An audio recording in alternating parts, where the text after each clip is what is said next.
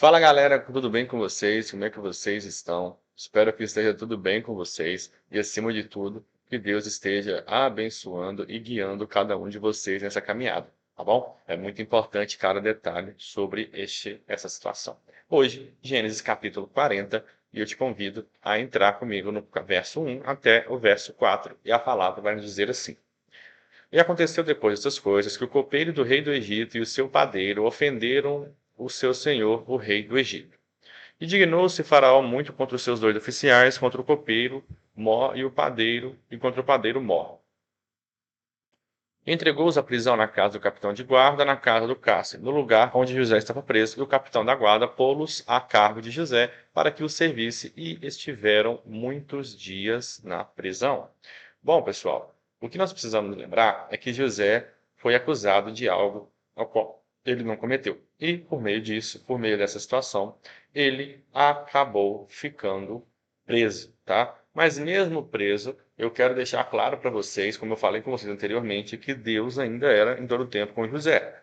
E acontece que dentro dessa situação, José começa a executar mais uma vez os planos de Deus. Por quê? A gente sabe, basicamente, né? Eu tenho certeza que você já escutou essa história completa, né, na IBD, ou talvez numa pregação, e sabe o destino final de José. Mas para chegar no seu destino final, ele teve que passar por essa situação. Tudo isso, planos de Deus sendo executados. E acontece que, mediante a situação, esses dois cidadãos, tanto o copeiro quanto o padeiro, têm sonhos numa noite e ficam meio perplexos e falam com José, e José consegue interpretá-los, ok? A interpretação dos sonhos, basicamente, eram a mesma. A situação era que um ia ser para o lado bom e outro para o lado ruim. No contexto geral, o copeiro ficaria bem e o padeiro morreria. Mas vamos lá. O que acontece? O padeiro volta a ter um sonho onde ele volta a servir o faraó. José interpreta o sonho e diz que daqui a 3 dias, né, ele voltaria a servir ao faraó. Né? Tem a situação dele estar com três uvas, né, ou 3 videiras, se eu não estou enganado, e ele espremia isso no copo de faraó, e José interpretou dessa maneira. E quando José finaliza a interpretação, ele fala: todavia, lembre-se de mim. Com o padeiro foi semelhante, né? O padeiro vai ter uma situação onde vai estar escrito lá no verso, a partir do verso 16, tá bom? E vai acontecer tudo isso que nos. Olha para você ver que a palavra vai falar.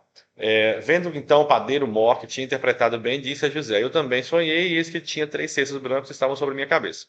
E no cesto mais alto havia de todos os manjares de Faraó, obra de padeiro, e aves o comiam do cesto de sobre minha cabeça. E José fala que a interpretação dos 3 cestos seriam 3 dias, e o Faraó arrancaria sua cabeça e colocaria numa estaca. Tá? Então, tudo isso se cumpriu. Tudo quanto José interpretou cumpriu e foi seguido. Então, isso só mostrava que, além da precisão de José, Deus estava com ele. Além do discernimento de José, Deus estava com ele. O que eu quero falar com isso? O que eu quero frisar, e eu falei isso com vocês. Quando nós falamos sobre Deus estar com José, nós precisamos entender que é semelhante e bem semelhante ao que nós vivemos hoje, num contexto de ter o Espírito Santo dentro de nós. Quando nós vimos isso com Jacó e Labão, foi semelhante também, onde essas pessoas em comum, né, também Abraão e Isaac também entram nesse contexto, como a gente viu e menciona que Deus estava com ele. A palavra diz isso por algumas vezes.